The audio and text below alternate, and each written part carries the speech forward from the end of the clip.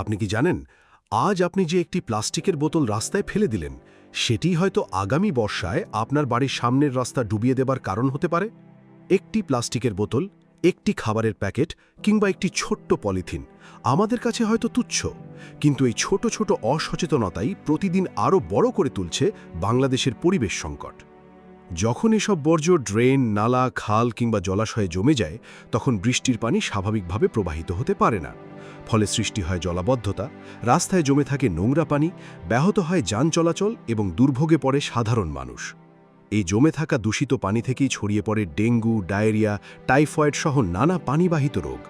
পাশাপাশি প্লাস্টিক দূষণ মাটি, নদী ও পরিবেশের মারাত্মক ক্ষতি করে এবং জলবায়ু পরিবর্তনের বিরূপ প্রভাবকে আরও তীব্র করে তোলে। আমরা প্রায়ই প্রশ্ন করি, দেশটা কেন পরিষ্কার নয়? কিন্তু একবার কি নিজেকে প্রশ্ন করেছি, আমি কি আমার দায়িত্ব পালন করছি? শুধু সরকারি উদ্যোগে একটি পরিচ্ছন্ন দেশ গড়ে তোলা সম্ভব নয়, প্রয়োজন প্রতিটি নাগরিকের সচেতন অংশগ্রহণ। আমার পকেটে যদি হাত দেন, এই দেখেন টিস্যু বের হবে আমার পকেট থেকে। এই টিস্যু একটু আগে আমি যে মাটি নিয়ে হাত ধুয়ে, এখন এখানে তো টিস্যুটা ফেললে, তাহলে তো আমি আপনাদের যা বলছি আমি নিজেই সেটা মানলাম না।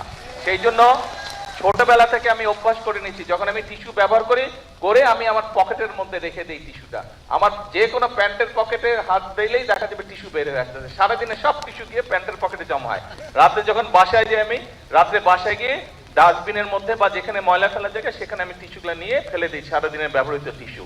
আমরা যদি সকলে মিলে চেষ্টা করি, আজকে থেকে এই অভ্যাসটা আমরা সকলে মিলে তৈরি করতে পারবো। এবং এই অভ্যাসটা যদি আমরা প্রত্যেকটা মানুষ, এই দেশের প্রতিটি মানুষ যদি আমরা এই অভ্যাসটি গড়ে তুলতে পারি, তাহলে আমরা একটা সুন্দর পরিষ্কার একটি দেশ গড়ে তুলতে পারবো, যেই দেশের পরিবেশটা সুন্দর হবে, যেই দেশটি দেখে সবাই প্রশংসা করবে। তাই আজ থেকেই কয়েকটি ছোট অভ্যাস গড়ে তুলি। যেখানে সেখানে বর্জ্য ফেলব না, নির্দিষ্ট স্থানে ময়লা ফেলব, পুনর্ব্যবহারযোগ্য পণ্য ব্যবহার করব এবং মেনে চলব রিডিউস, রিইউজ, রিসাইকেল। মনে রাখবেন, পরিবর্তন শুরু হয় একটি ছোট্ট অভ্যাস থেকে। আজ যদি আপনি একটি বর্জ্য সঠিক স্থানে ফেলেন, আগামীকাল হয়তো আপনার সন্তান পাবে একটি পরিচ্ছন্ন রাস্তা, নিরাপদ পরিবেশ এবং সবুজ বাংলাদেশ।